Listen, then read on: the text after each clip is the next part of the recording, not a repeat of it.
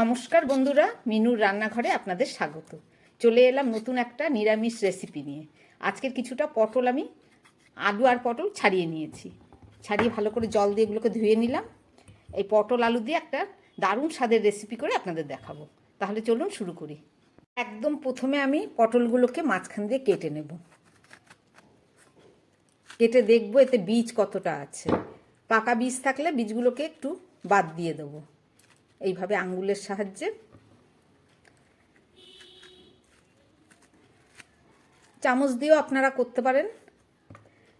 এইভাবে ছাড়িয়ে নেব। ছাড়িয়ে এরকম একটা গেটার নিয়ে নিতে পারেন, আর তা না হলে চাকুর সাহায্যেও একদম ছোট ছোট করে আমি এগুলোকে একটু কেটে নেব।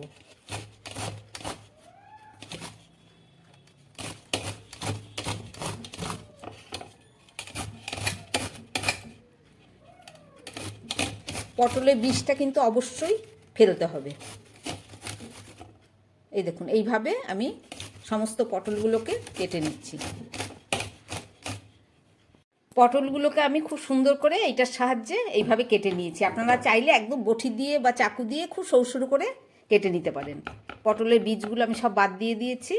আর এখানে এই যে আলু কেটে নিয়েছি, আলুটা একটু ডুমো ডুমো করে কেটেছি। এবার চলুন রান্নাটা শুরু করব। একটা কড়াই বসিয়ে দিয়েছি, তাতে আমি দিয়ে দিচ্ছি পরিমাণ মতো সাদা তেল। এই রান্নাটা সাদা তেলেই করব। এই চামচ মেপে আমি 4 চামচ তেল নিয়ে নিয়েছিলাম, সেটা দিয়ে দিলাম কড়ার মধ্যে। এবার তেলটা গরম হয়ে গেছে, এর মধ্যে আমি আলুগুলোকে খুব ভেজে নেব।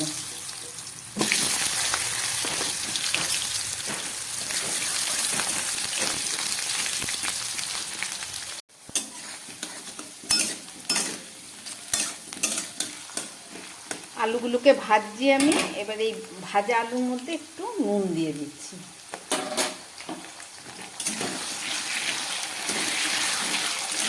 নুন দিয়ে আমি আলুগুলোকে খুব ভালো করে ভেজে তুলে নিচ্ছি।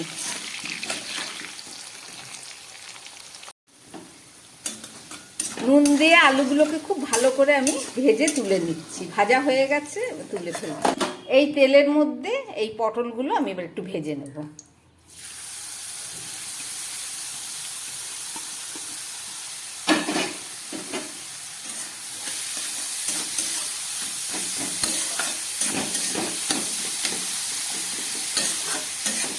এখন নুন দেব না, জল বেরিয়ে যাবে, আগে খানিকটা ভেজে নিই।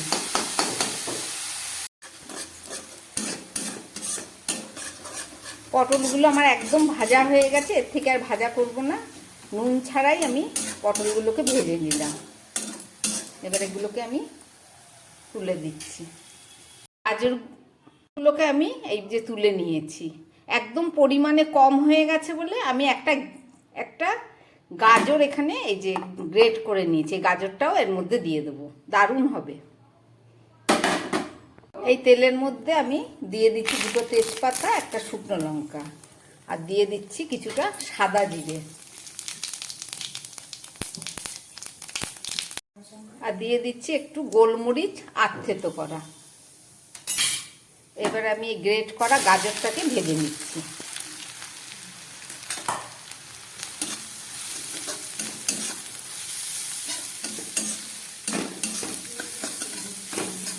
খুব ভালো করে আমি এটাকে একটু ভেজে নিচ্ছি। এর মধ্যে দিয়ে দিচ্ছি একটু এলাচ আর গরম মশলা।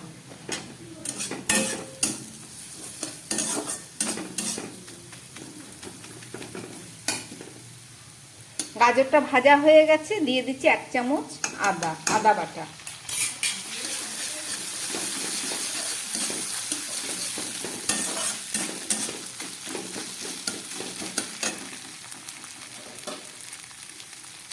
দিয়ে দিচ্ছি 1/2 চামচ হলুদ। দিয়ে দিচ্ছি নুন।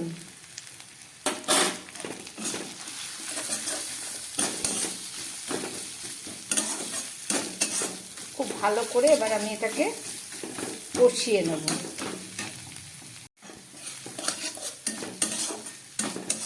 এবার দিয়ে দিচ্ছি 1 চামচের মতো জিরে। জিরেটা একটু হালকা ভেজে গুঁড়ো করা। এবার দিয়ে দিচ্ছি ভেজে রাখা আলুটা।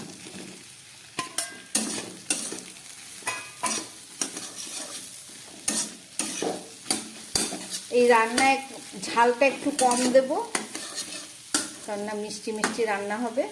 শুকনো লঙ্কা দিয়েছি আর গোলমরিচ দিয়েছি। দিয়ে দিচ্ছি একটু লঙ্কার গুঁড়ো অল্প করে।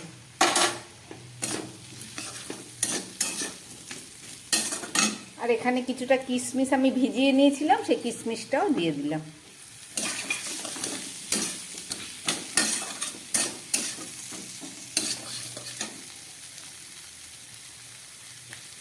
সবই প্রায় দেওয়া হয়ে গেছে। এবার এই যে ভেজে রাখা পটলগুলো আমি দিয়ে দিচ্ছি।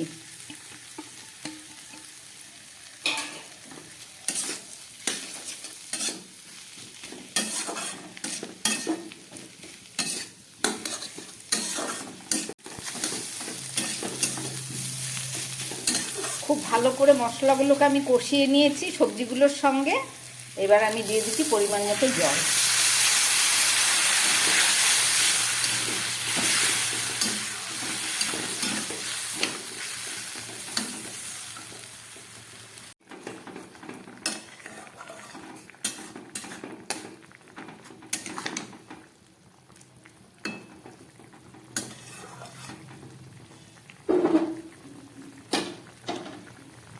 ফুটে উঠেছে তরকারিটা। এবার আমি একটা ঢাকা দিয়ে দিচ্ছি, গ্যাসটাকে কম করে। এখন 4-5 মিনিট রান্না হোক, তারপরে ফেরত এসে দেখাচ্ছি। 6-7 মিনিট পরে ফেরত আসলাম।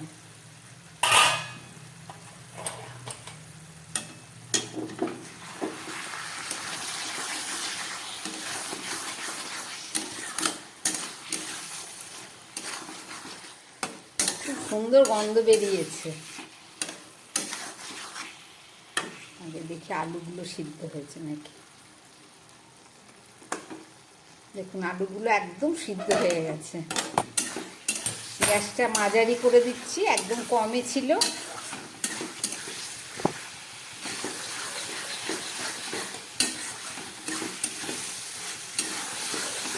বাঁধাকপির মতো মনে হচ্ছে।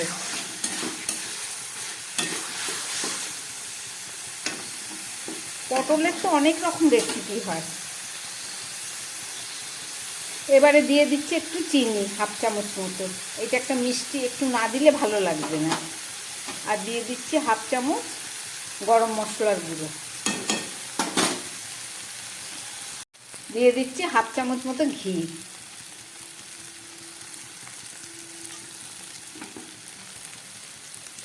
আর দিয়ে দিচ্ছি 1 চামচ মতো টমেটো সস। আমি যেহেতু আগে টমেটো দিইনি।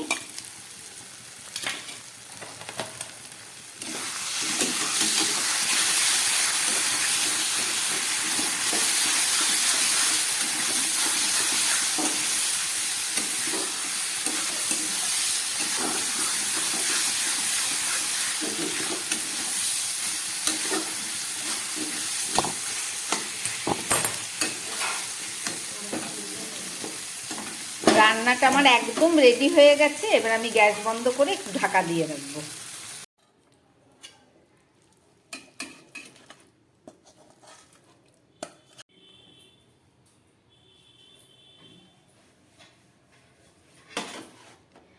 রান্না করলাম গাজর, পটল, আলু, কিশমিশ দিয়ে একটা দারুণ স্বাদের নিরামিষ সবজি। আপনারা দেখলেন রেসিপিটা। এই ধরনের রান্না উপোসের দিন বা নিরামিষ খাবারের দিন আপনারা করতে পারেন। লুচি, পরোটা, রুটি সব কিছুর সঙ্গে খেতে পারবেন। দারুণ স্বাদ। আমার বানানো এই রেসিপি যদি ভালো লাগে তাহলে চ্যানেলটাকে লাইক করবেন, সাবস্ক্রাইব করবেন। নমস্কার, সবাই সুস্থ থাকবেন, ভালো থাকবেন।